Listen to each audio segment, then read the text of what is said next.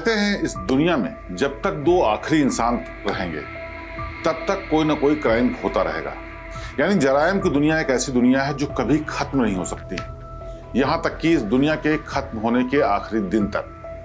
तो सच ये भी है कि अगर जराइम की दुनिया है तो उसका कोई ना कोई बादशाह रहेगा हमेशा।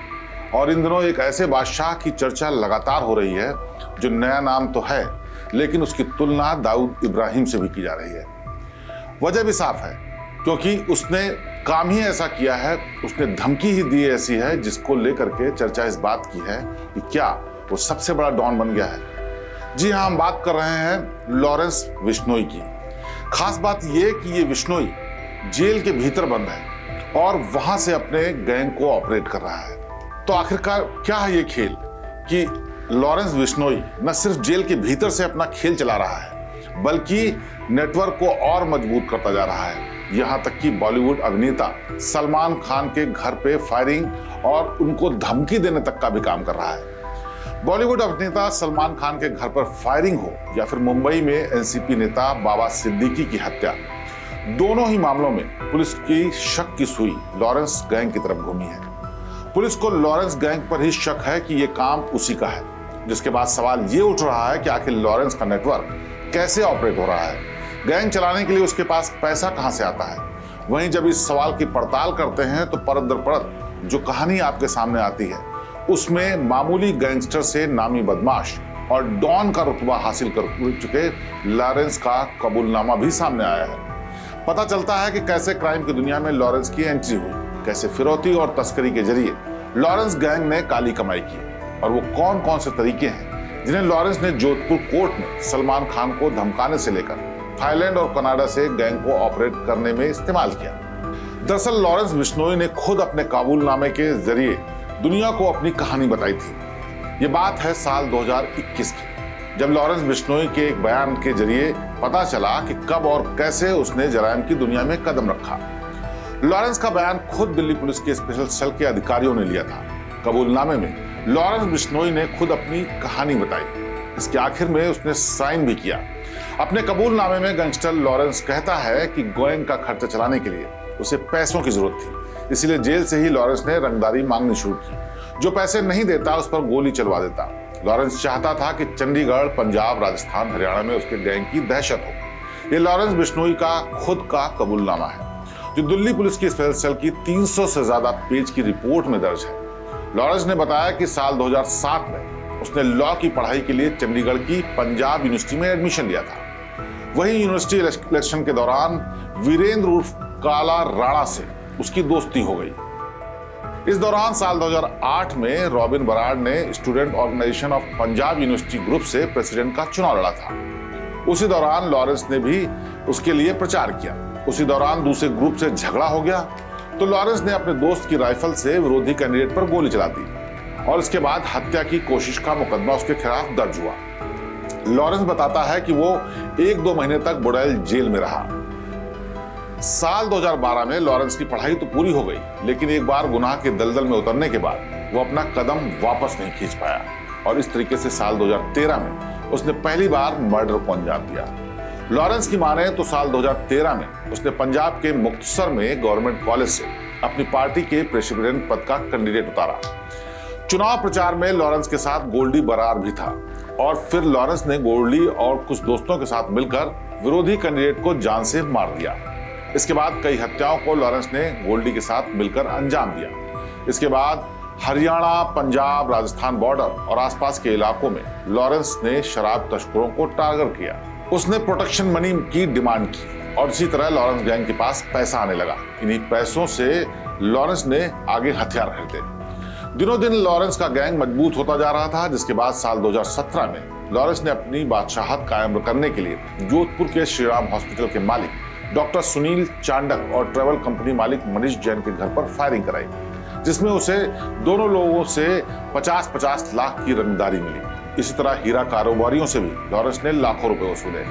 लॉरेंस के मुताबिक अजमेर जेल में ट्रांसफर होने के बाद राजस्थान के नामी गैंगस्टर आनंद पाल के छोटे भाई विक्की पाल से उसकी मुलाकात हुई। विक्की के कहने पर लॉरेंस ने सीकर में उसके दुश्मन सरदार राव को मरवा दिया। इससे आनंद पाल और लॉरेंस की दोस्ती और गहरी हो गई।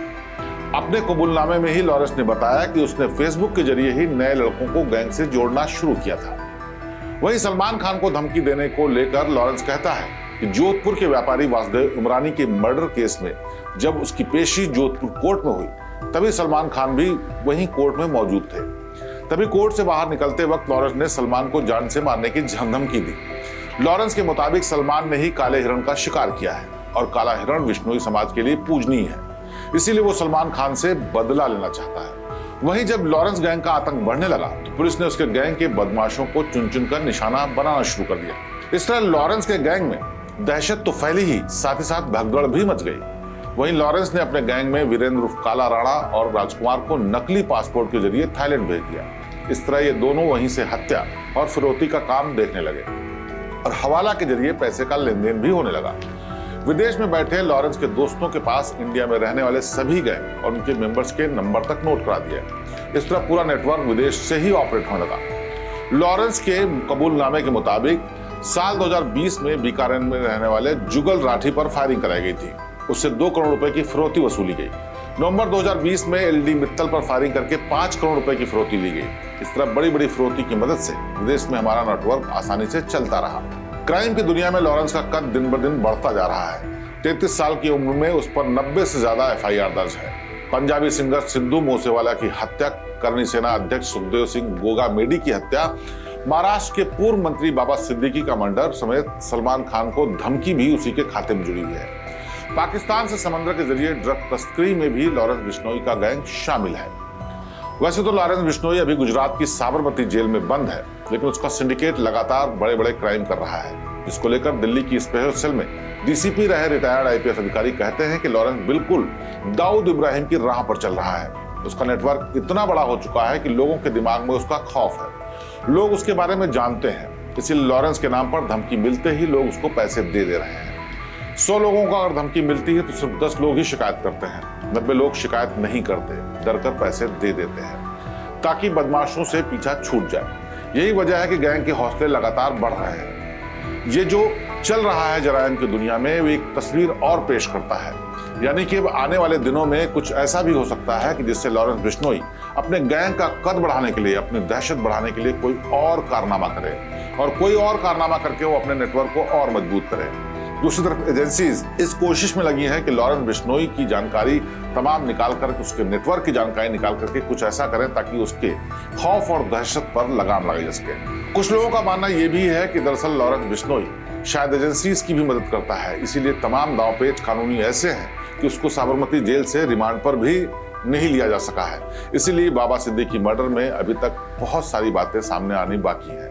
साथ ही साथ सलमान खान को धमकी या दूसरे और कई मामले हैं जिसके बारे में अभी भी पूछताछ इसलिए नहीं हो पाई क्योंकि लॉरेंस बिश्नोई को वहां से रिमांड पर नहीं लिया जा सकता। फिलहाल बहुत सी बातें ऐसी हैं जो कि साफ इशारा करती हैं कि लॉरेंस बिश्नोई का नेटवर्क दिन ब दिन बढ़ता जा रहा है और वो आम लोगों समेत तमाम बड़े बिजनेसमैन के लिए बड़ा खतरा है। लेकिन क्यों आखिरकार उस पर लगाम लगी नहीं है या लगाई नहीं जा रही है, ये बड़ा सवाल है। आने वाले दिनों में जो भी होगा वो आपके सामने हम फिर लेकर के आएंगे, लेकिन फिलहाल एक नए उभरते डॉन जिसकी तुलना आज की तारीख में दाऊद इब्राहिम से की जा रही है, यह है लॉरेंस बिश्नोई। और लॉरेंस बिश्नोई का भविष्य क्या होगा ये वक्त ही बताएगा। तो मुझे दीजिए इजाजत और देखते रहिए हमारा चैनल, सब्सक्राइब करना न भूलिएगा, बेल आइकन भी दबाइए ताकि हर एक खास खबर आप तक सीधे पहुंचती रहे। नमस्कार। श्रेष्ठ भारत पर खबरों से जुड़े रहने के लिए चैनल को सब्सक्राइब और लाइक करें, बेल आइकन दबाएं और देखते रहें श्रेष्ठ भारत।